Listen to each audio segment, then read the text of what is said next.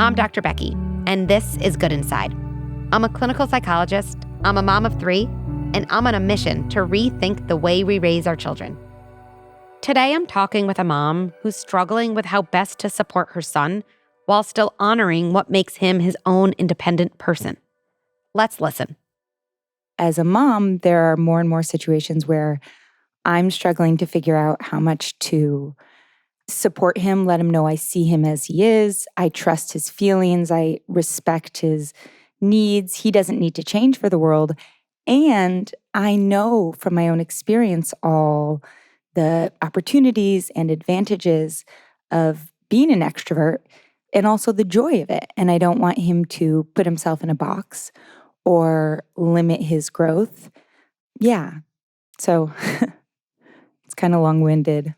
No, I think that's really kind of direct, actually. And I think I can relate to, not the specifics, but really this theme of like, what is it like to have a kid who's really different from you?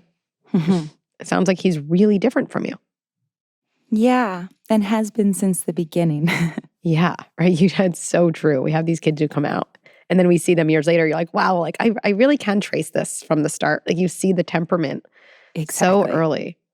So let's jump in with like something specific. I love to like kind of hear a specific situation and then use that to kind of zoom out and understand some bigger themes and come back with some kind of strategies and concrete ideas. So what comes to mind with your son? Like what's a situation that would make you say, oh my goodness, in this moment, like our differences were heightened, or that difference between supporting him versus colluding, right? Like that's always hard to figure out. So yeah, what comes to mind? I mean, so many examples. I think one that comes up a lot is that he has one friend at school who he adores and has been his good friend since last year in kindergarten. And he is not super interested in meeting other kids in his class. And every day when he comes home from school, I'm dying to ask him, who did you play with on the playground? And when I do, he's like, and says his best friend's name. And his best friend is not there. He says, I'd prefer, sitting and watching everybody. And he'll even say, me, Mom, I'm content with my own company, which is great. And I don't want to push him to go make other friends, but also he's missing out on people, and social skills are important to learn. So right off the bat, let me say, I completely resonate with this conflict and knowing, like, what does my kid need me to respect in them, and what new opportunities does my kid need me to expose them to? Yes. It is something I can tell you as a parent I've never figured out. So sorry, maybe I started that sentence being like, yes. Like here, no, I didn't say like, I've never figured that out as a parent. I don't know if there's parents who figure that out with respect to their kids' social life or sports or academics or, anything. We can say, what is my child? And I need to kind of respect that. And what is a way as a parent I need to kind of move them further along?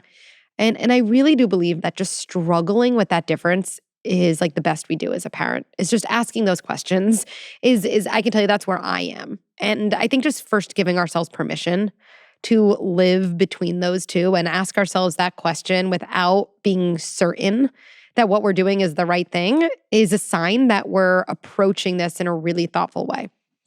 So that's step one. That's comforting. Good. I know we can maybe let's all we can take a deep breath there.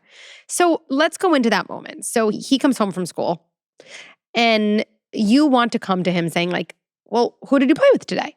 Let's just unpack that a little bit. What do you think you're hoping for there? Or what are you hoping he's going to say? What feels better to you? What does one answer mean versus a different answer mean? Let's unpack that. I mean, I think my dream easy answer, which I don't anticipate will happen, is saying, oh, you know what? I played with 3 new people. We had a blast. We played this game. And I'm looking forward to seeing those people tomorrow. That would be what would be fun for me on the playground. And I want to take it a step further. If he said that to you, like what belief would come up about him? Because like the things we're looking to hear from our kids represent always something bigger about them. Like it might be like, oh, he's going to be fine when he's a teenager. Let's think about the leap your brain makes just so we know what's really at hand here. I think it is that. He's going to be fine. He's going to be fine as a teenager. He's going to be fine in the workforce. He knows how to seek other people out and open himself up to them and speak confidently and be included. Yeah. And I think at the base of it, maybe the big fear beyond him not being okay is even more specifically as someone who feels so much fuller when I am seen by friends and I feel connected to people, that he won't have opportunities for that. He won't know how to get that kind of satisfaction. So here's what's coming to mind now for me. I'm starting with the baseline that you said. We are so different. Me and my son are so different. I am the ultimate extrovert. I am the extroverted extrovert. And I draw so much energy and so much joy from connecting to other people and making new relationships and getting feedback and interacting with them. That is such a big part of my life. And my son likes to have, at least at this moment, one friend. He does not seek out groups. He does not seek out new experiences. We are completely different. Okay, so what comes next for me is developing this filter, I think. Okay, wait. Am I putting my way of being in the world on him? Or am I learning more about his way of being in the world that he's experiencing? So let's go through that. From your perspective, the way I think we unconsciously put our own experience on our kids is we make this leap. Oh, if you had more friends, you'd be better in the workforce. You'd be more fulfilled, right? And being able to take a deep breath and say, whoa, whoa, whoa. That's my way of being in the world. That has worked out well for me. Yes, that has given me joy. That's given me purpose. That's given me a sense of safety in the world. And one of the things I know for sure is my child is almost a 180-degree different from me. He is. And so in a way, he's this creature on a totally different universe. And how you operate, right, on your planet, I don't know if it gives us that much information about what's going to help him operate on his planet. Tell me what you think about that. I think that it is really helpful to think that he's 180 degrees in the opposite direction. I think that I've known that the way he is super important in the world, is valuable. You need people who don't seek social validation and who work best alone.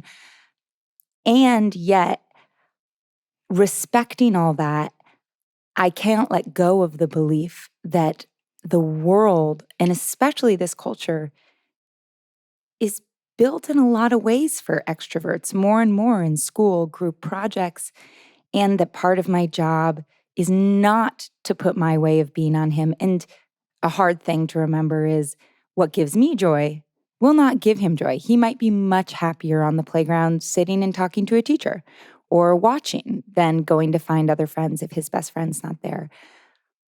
But I know I have to help him not stay limited within that. And he is a kid who knows himself so well. Yep. And when he learned the word introvert, he grabbed onto it. And I don't want him to be limiting himself because of what makes him feel safe, even though I know it makes him feel happy in a way it would not make me feel happy. And I totally understand that. And I'm a pragmatist too. And I get that. It's okay, yeah, there's many ways of being in the world, but maybe our world really does reward people who can develop many social relationships or do speak up for themselves. So here's what I'm going to say about that. That may be true. I don't know. I haven't done the sociological studies. I haven't, definitely haven't surveyed enough people.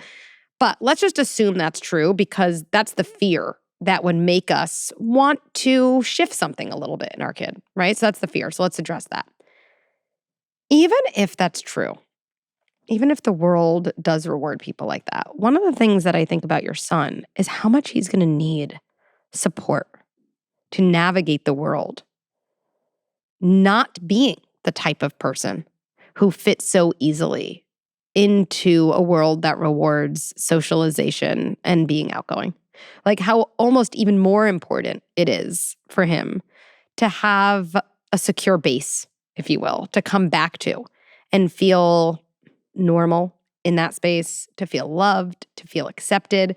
Because I always think about this with regard to like exploration, because what you're saying is you're an explorer. Like you like to go out, you like to go meet and like talk to different people, right? You explore. And your son like has this base and he's like, I don't like to stray too far from the base. I have my base, like here I am. Like I know there's stuff out there not for me.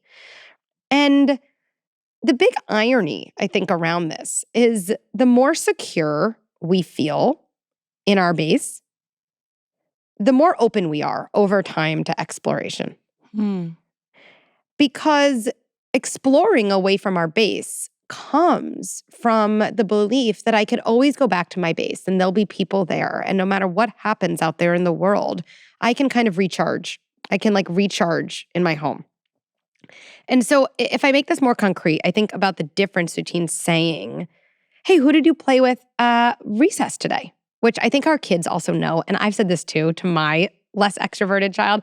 Like my kid knows, like my mom just wants to know if I made a new friend. Like stop saying it like that. Like I get it. Okay. I know what you're really asking me. You're not so, so suave there. So they know that. So instead of basically saying, so did you make a new friend today? I wonder what would happen if you said something like, tell me about the part of school, that was the most fun. What did you like most at school today? Or I wonder if you did any interesting, experiments with colors today. Something totally different. And then if I think about him building safety and kind of building up his confidence, I think that comes less from moments of, hey, it might be a good idea to make some other friends. There's a lot of nice kids in your grade. We should really do that. And more from, you seem to feel really, really good with your best friend. I get that. And look, it's tricky because it's so nice to have a best friend. It can also be really nice to have other people we over time feel comfortable with. And you know what? I guess the truth is you're the only one who's going to really figure out that balance. And what I can tell you is I'll be here for you in every moment that you do. That makes me teary. Well, I see that reaction. Tell me what's connecting about that. I think I say a lot of those pieces all the time. And the piece that I don't say is, at the end of the day, it's you who's going to figure it out and I'll be here. Versus, I've got to figure it out for you and make sure I'm shaping you towards someone who will be okay.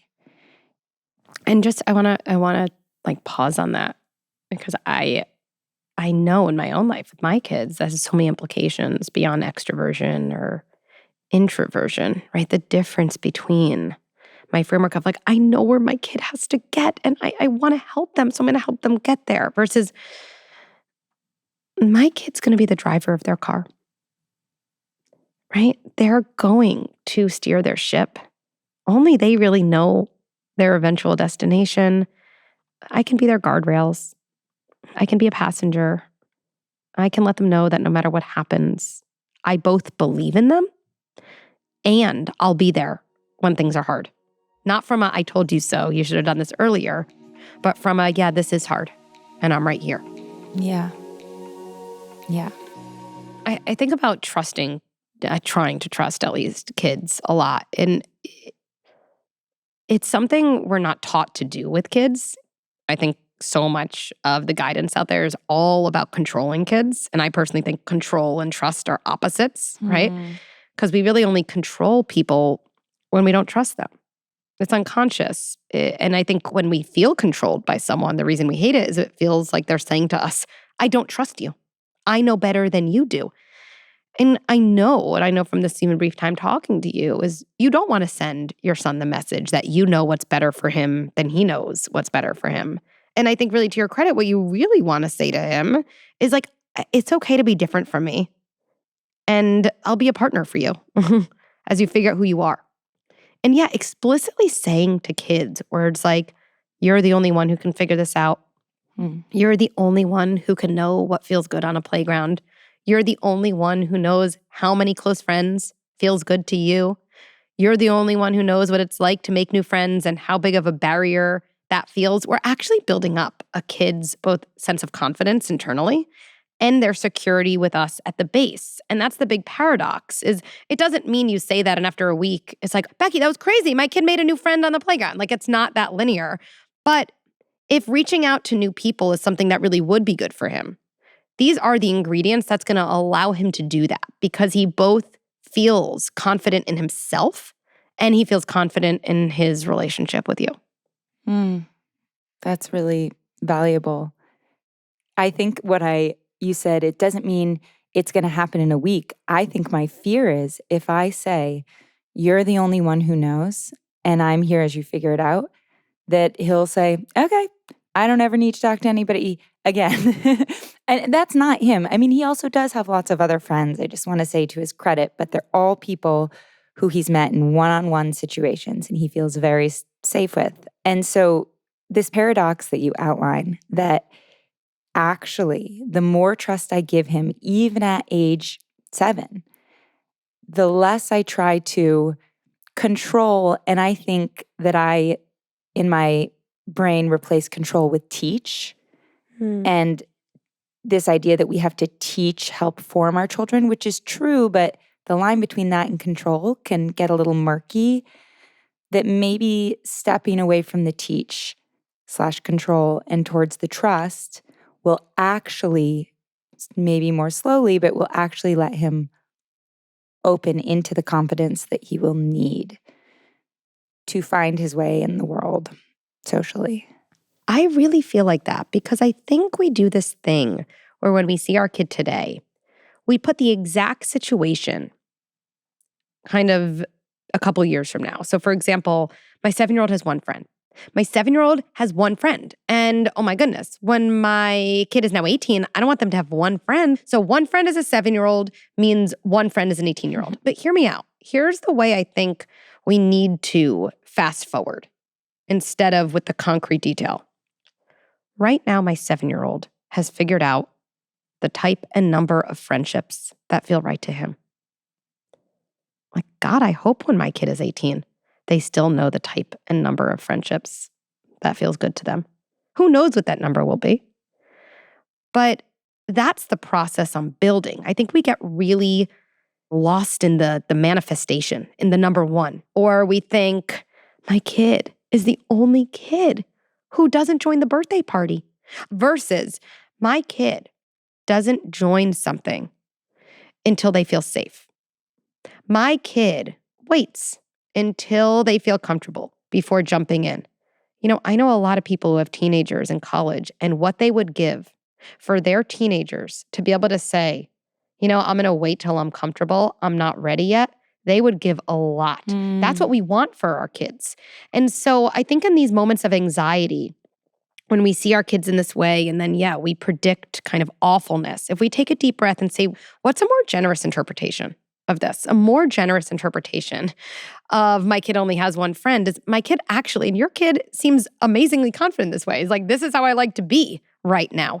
If your kid at 18 knows how he likes to be and has a social world that reflects how he feels most comfortable, I promise you this is a kid who's going to be more satisfied with his life than most 18-year-olds. We don't know what it will look like. And that's the thing I think we need to trust. I don't know what that's going to look like at 18, but what I want to build is that self-trust and trust that process.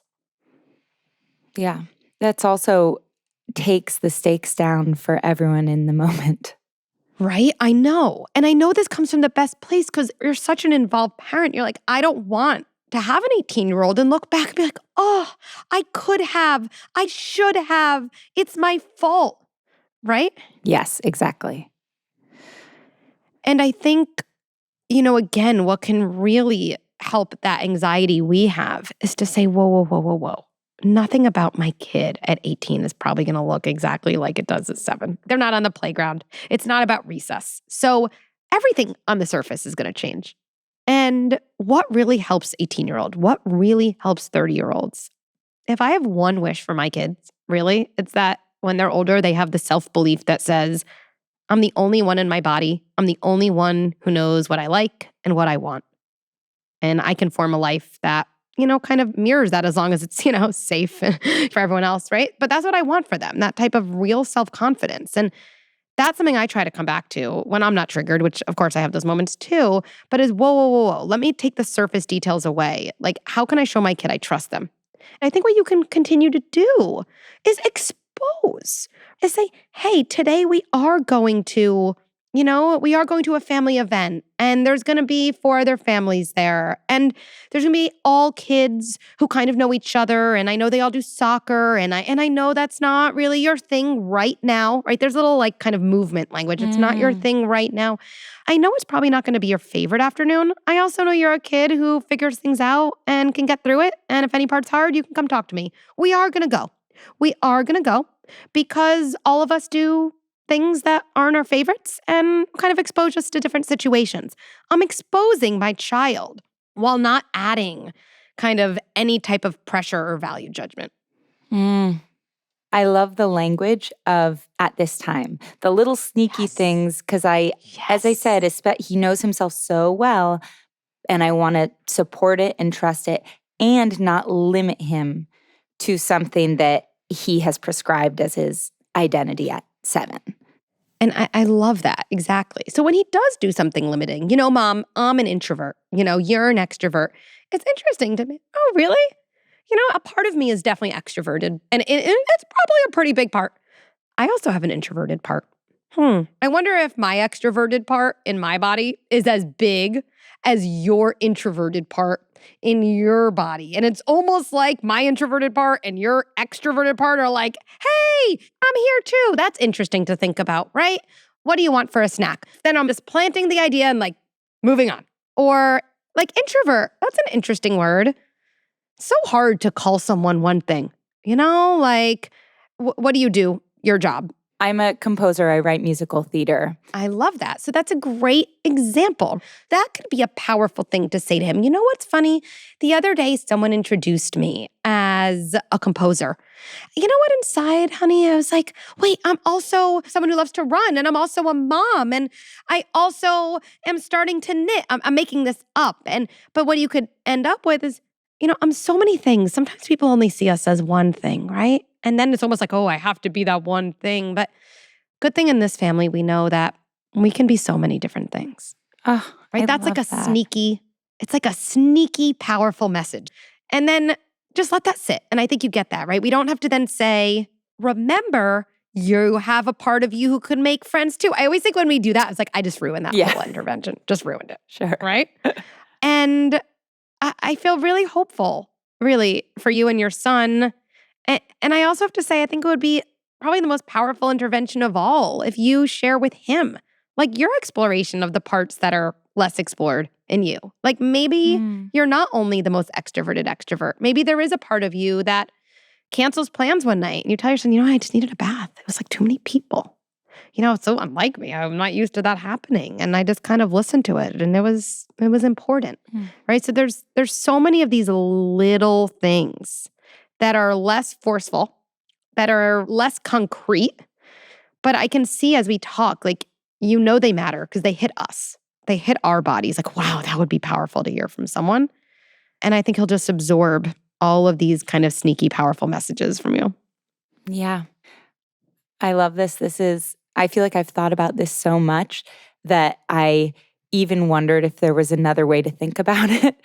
But I think there are a lot of things that came out of this, the sneaky opening language, talking about the other sides of me, which is so true. And I would benefit from getting in touch with a little bit more of my slow-paced, introverted self. And that it's okay to just trust rather than teach right now. And that I can take the stakes down by not projecting forward the worst case scenario. I just, usually at the end of a conversation, I like to recap it for people, but you did such a better job than I would do. So thank you for that. And something you just said that I just want to highlight, I've never thought about the beauty of this line. Like, I can trust instead of teach. Like maybe I lean into trusting. And I really mean this. I can't wait to hear kind of what comes from that. I feel like it'll be some really good and important things. Yeah, me too. Well, thank you for sharing so much and being here. Of course, and thank him for letting me tell his story. Yes. Yes. Thanks for listening. To share a story or ask me a question, go to goodinside.com/podcast.